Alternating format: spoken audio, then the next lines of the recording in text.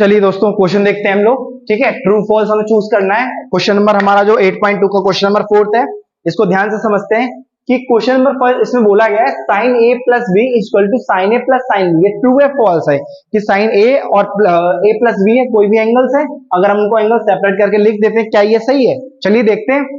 अगर सपोज करो मैंने मान लिया 30 और 45 मान लिया, ठीक है, मैंने इसको क्या मान लिया, मैंने मान लिया साइन 60, चलो 60-30 ले लेते हैं। मैंने यहाँ ले लिया 60 प्लस 30, तो कितना हो गया, साइन 90 हो गया। यहाँ पे उस साइड के लिए तो 1 आ गया। देखते हैं क्या इधर 1 आ रहा है क्या, तो मैंने रखा साइन 60 प्लस साइन 30।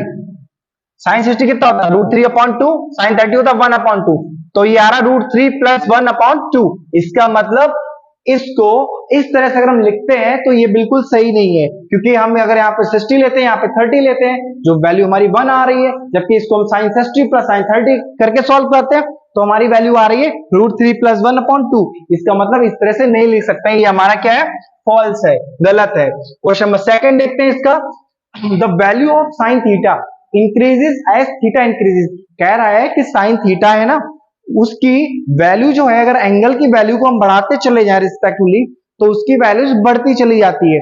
देखते हैं, साइन 0 आपको पता है 0 होता है, साइन 30 1/2 होता है। यहाँ पे बात सही है, क्योंकि 1.2 का मतलब क्या होता है, हाफ, 0.5। वैल्यू पहले 0 थी, अब वैल्यू 0.5 है। फिर देखते हैं साइन 60, साइन 60 हमारा होता है √3/2, √3 की वैल्यू होती है 1.732।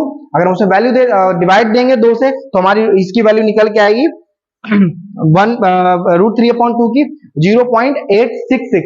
ठीक है, और जो कि क्या होगी, बड़ी होगी। साइन 60 के बाद हमारा क्या होगा, साइन 90 होगा। समझ रहे हो ना, sine 30 0, sine 30 sine 0 0, sine 30 1/2, sine 45 1/2, sine 60 √3/2। √3 की 3.√3/2 की वैल्यू हमारी क्या है, इसकी वैल्यू है हमारी 0.866। पहले साइन 30 0, फिर 1.2 मतलब 0.5, फिर 0.716, 7 आ रहा है, फिर 8, ठीक है, और लास्ट में 1। साइन 90 कितना होता है, 1। इसका मतलब ये बात बिल्कुल सही बोली है, साइन थीटा में जैसे थीटा की वैल्यू बढ़ाते चले जाते हैं, उसी तरह से क्या होता है, कंटिन्यू साइन की वैल्यू बढ़ती चली जाती है। ठीक है, इसके बाद इसका मतलब ये ट्रू हो गया। ठीक है, और हम क्वेश्चन नंबर 3 देखते हैं इसका। The value of cos theta increases as the theta. Sine की वैल्यू याद है आपको कि साइन थीटा, कॉस थीटा के लिए क्या करते हैं, साइन की वैल्यू को तो रिवर्स करके लिखते हैं। साइन 30 कॉस 30 क्या होता है, साइन 60 जो होता है। ठीक है, कॉस 45 क्या होता है, जो साइन 45 होता है, और कॉस 60 क्या होता है, जो साइन 30 होता है।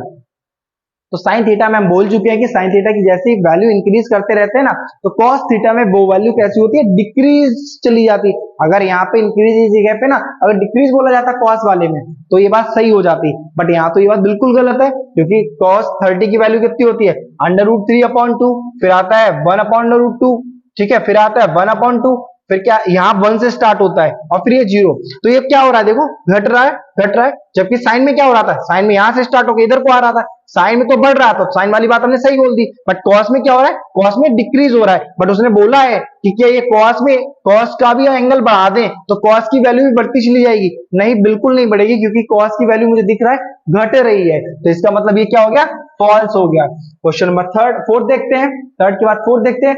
तो sine theta cos theta for all value of theta.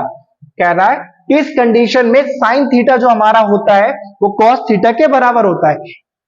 Cos और साइन की वैल्यूज इक्वली आती है, वो आती है साइन 45 में। ठीक है, साइन 45 1/√2, और कॉस 45 हमारा क्या होता है, 1/√2। लेकिन ये कह रहा है for all values of theta, कि सारी वैल्यूज थीटा के लिए, थीटा की सारी वैल्यूज कॉस थीटा की सारी वैल्यूज के बराबर है।